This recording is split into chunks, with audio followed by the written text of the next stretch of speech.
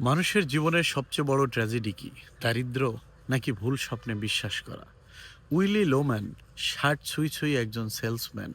সে বিশ্বাস করত জীবনে যদি লাইকেবল হওয়া যায় তাহলে মানুষ সফল হবে। যদি মানুষ তাকে পছন্দ করে তাহলে একদিন না একদিন সে সফল হবেই।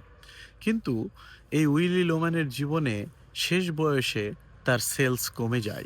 যেই কোম্পানির জন্য সে সারাটা জীবন কাটিয়ে দিয়েছে, কোম্পানি তাকে খুব বেশি একটা পাত্তা দেয় না। একটা সময় তাকে কোম্পানি গিয়ে ছাঁটাই করে এবং সে যে কোম্পানির জন্য সারাটা জীবন কাটিয়ে দিয়েছিল, সেই কোম্পানি যখন তাকে ছাঁটাই করলো, এটা তার জন্য মেনে নেওয়া কষ্টকর ছিল। অন্যদিকে তার ২ টা সন্তান ছিল। একজনের নাম বিফ, একজনের নাম হ্যাপি। তো বিপ খেলাধুলায় ভালো ছিল। সে ভাবতো তার সন্তান জীবনে অনেক বড় কিছু হবে। একদিন সেই বিপ তার বাবার গোপন সম্পর্ক দেখে ফেলে। দেখে ফেলার পর তার বাবার প্রতি সে শ্রদ্ধা হারিয়ে ফেলে। সে জীবনে হতাশাগ্রস্ত হয়ে পড়ে। উইলি লোম্যান সবসময় স্বপ্নে বিভোর থাকতো। সে ধ্যানে কথা বলতো তার মৃত ভাই-বোনের সাথে, যাদের মধ্যে একজন আফ্রিকায় গিয়ে সফল হয়েছিল। নাটকের শেষ পর্যায়ে এসে উইলি লোম্যান এক ভয়ংকর সিদ্ধান্ত নিয়ে নেয়।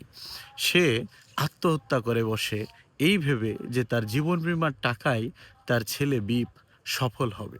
কিন্তু ট্র্যাজেডি এখানেই। তার মৃত্যুর পর খুব বেশি একটা মানুষ আসে না। সে যেই জনপ্রিয়তার স্বপ্নে বিভোর ছিল, সেই জনপ্রিয়তার স্বপ্ন ছিল শুধুমাত্রই মায়া।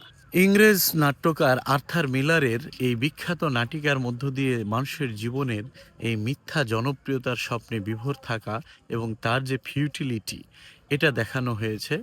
মানুষের জীবনের সবচাইতে মূল লক্ষ্য হলো নিজেকে জানা, নিজেকে বোঝা, মিথ্যা স্বপ্নে বিভোর হয়ে না থাকা।